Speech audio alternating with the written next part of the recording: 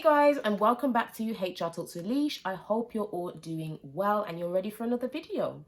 So in today's video, I'm going to be talking about why you should still apply for that job if you believe you've got no experience. Now, I know that when you're just entering the HR world, I know this from personal experience myself, as when I was entering the HR world, I didn't have any HR experience, so to speak. I'm going to say HR experience and you'll see why in a minute. And even though I didn't have any, I still believe that I had experience, because we've all got experience, don't we? We've all got experience in something. Even if you've not even had a job before and you've just been to uni, you have some kind of experience. So you've got to think about how you think about that experience, how you're perceiving that experience in order for you and in order for it to help you to get a job. I'm also going to be talking about in this video your personal brand and why it's so important to sell yourself in an interview, because it's not just about your experience, it's about who you are as an individual. So how can you ensure that you're selling yourself in a way that that interviewer is going to be like, wow, you know what, they're not as experienced as we need them to be, but I like that personality. You know what? Maybe we should go for her or him. How are you selling yourself? So that's what we're going to talk about. And also, I'm going to be talking about how to utilize different things that you're doing outside of anything work related. So hobbies and interests that you have, weaving that in to your experiences, and if you're going for an interview and trying to sell yourself in that sense as well. So stay tuned if this sounds like something you're interested in hearing about, so that we can go straight into it. So my first point, experience equals transferable skills. If you've been in customer service, if you've worked in any kind of hospitality before, if you've worked in retail, if you've worked in finance, if you've worked in legal, different kind of sectors, and you're trying to transition into HR, and you believe you've got no experience when you're applying for that HR job just because you haven't done a HR job, you're wrong.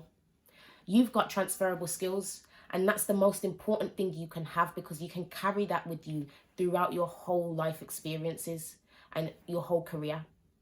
So I think what needs to happen is, and I think this is what a lot of people don't do, is when they've had all these experiences and they've kind of documented how you've done certain things and what skills you've got, you need to get those skills and read the job description of that HR job, which says that, you know, you need all this experience and you've never worked in HR. You get that job description and you couple up, you link your strengths to what's on that job description.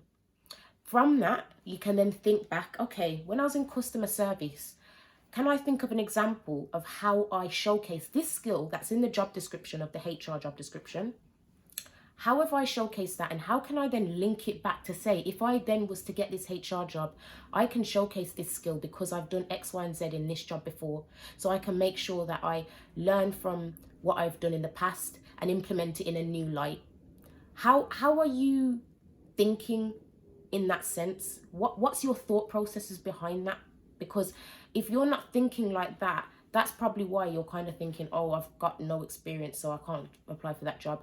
You've got to change your mindset around it. You've got experience. If you've been in any kind of role, even if you've been in uni, yes, I know with uni, having the knowledge and doing things in a theory kind of setting is different to the practical setting, but you can definitely get what you got from that knowledge setting and think about how you would do it in a practical way, or even think about examples where you've worked in groups to do things practically. Even though it was a fictional kind of case study, probably you've done it in a group setting and you can mirror that in real life. So how you can showcase, I want to make myself able to do that in a practical setting, and this is why I believe I can do this skill.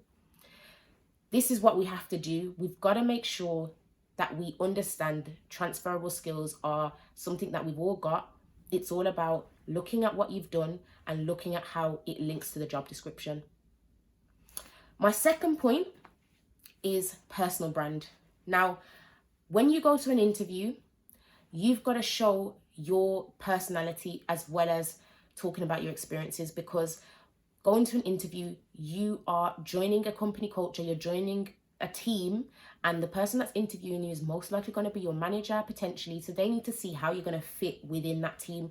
Have you got certain qualities about you which can aid and help and strengthen the team? And how are you gonna fit in with that, basically? So it's really important that your personal brand is showing. So who are you? How are you selling yourself? So you need to make sure that you're showing confidence. Even if you feel like you're not confident, there's confidence in there somewhere. You need to showcase your confidence, your eagerness, and what value you can bring. What do you do outside of work that could potentially help the business in some kind of way, even if it's just a trait that you've got, just like a personality kind of trait or something that you do and it just links into who you are? What can you show them? Because having that personal brand, making sure that that's something that you showcase alongside all of that experience that you've got, will give you a uniqueness, something about you that they haven't seen in other people. And that is going to help you in getting a job. I think even if you're limited when it comes to experience, or let's say you're saying you're not qualified either, because that's another point too. Oh, I'm not qualified for this. But it doesn't matter in some circumstances. Yes, there are jobs where you need to have certain qualifications. You need to ensure that you've got this degree and that degree. But if we're talking about HR here, degrees are not even necessary. Yes, you can get a CIPD qualification is desirable, but it's not necessary. You can actually get onto a CIPD qualification once you've got into the job. So what can you show about yourself which will allow them to say, do you know what, I want to give this person a chance. I want to give this person a chance. So that's why personal brand, I believe, plays a big role in that, in showing your uniqueness, what you bring to the table, and what you're going to be offering. I also think that in order to showcase your passion when it comes to applying for a role, you've got to understand why you want this job. Now, I know a lot of us want jobs because we need to pay the bills. Like, obviously, we need to pay the bills. We want more money. But what other reasons are there that you want this job? Is this job going to help you to get from A to B? Are you going to start as a HR administrator because one day you want to become a HR director? Is that the journey you want to take? So taking this step could really push you and excel you into that direction.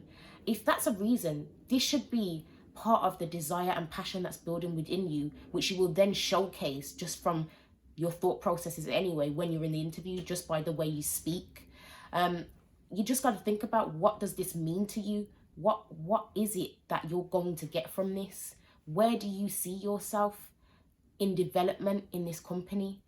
It's really important, because I think when you've got a passion and a desire for something, it showcases when you're speaking, regardless of, even if you feel shy or you're feeling a bit nervous, the passion will sometimes it just overcomes that. So you've got to think about that as well, because it will help you to be like, right, I'm ready for this. I can go into this. Yes, I might not know everything. Yes, I might not have all the experience, but this is my strengths and this is how it marries up with the job description. So I'm going to showcase that. This is what I do as a hobby or outside of work. This is an interest I have. This is who I am. This is my personality. I'm going to showcase that. So this is why I think it's so important. Understand why you want the job. It's all part of your awareness, and bring your personal brand to that interview, and it will really help you when it comes to trying to secure that job. I think finally, it's really important that when you're in an interview, you're telling a story when it comes to answering the questions. Now, there's techniques that have been, out there that you can kind of refer back to, such as the STAR technique when it comes to developing an answer to a competency-based interview question. But it's true that telling a story, and from the point of what happened to the end result, will allow the interviewer to really understand how you deal with situations. So this is why I think developing your storytelling skills is crucial, because that can really help you. An example of this is, and just going back to like the experience in customer service, having no experience in HR, I used to work in hospitality. I didn't have any HR experience, but I was talking about flipping burgers and basically interacting with the person who's doing the fries, and how we have this whole system going which allows us to make sure we're on the ball and we're quick at doing things, which means that I'm really good when it comes to thinking quickly on my feet when problems arise or people are complaining. I know how to handle it while still trying to make sure that we're basically running the restaurant properly. All of those skills that I just mentioned are skills that you need in HR. And I literally told a story of what happened when I was working in a restaurant, and I was able to get an internship from it. So don't think it's silly. Oh, but I worked in a restaurant and I was just flipping burgers and I was just a fry guy. Doesn't matter. If you tell that story and then you say, well, this relates back to X, Y, and Z, because in HR, you've got to pay attention to detail. You've got to be quick on your feet and work in a fast-paced environment. You've got to deal with queries on a regular basis. Telling that story will allow them to see that you've got those skills. They're there. It just hasn't been used in a setting such as HR. So just remember that storytelling is crucial, and you can definitely get yourself through that interview. If you don't have any kind of experience in HR and it's in different areas of different kind of fields and sectors, you're able to do it. So to conclude, I just want to say, don't ever tell yourself you've got no experience if you've never had a job in HR. And even if you've never had a job before, you've got some kind of experience, because experiences are things that we've gone through. We've all gone through something. So how can we change that to make it seem, well, not even seem, how can we change that to allow interviewers to understand that we can use these skills in a different setting? I really hope that this video was helpful and useful. Please let me know in the comments what you think, and let me know if you've been applying some of these methods or you're going to apply some of these methods. Thank you so much for watching this video, and I will see you in my next one.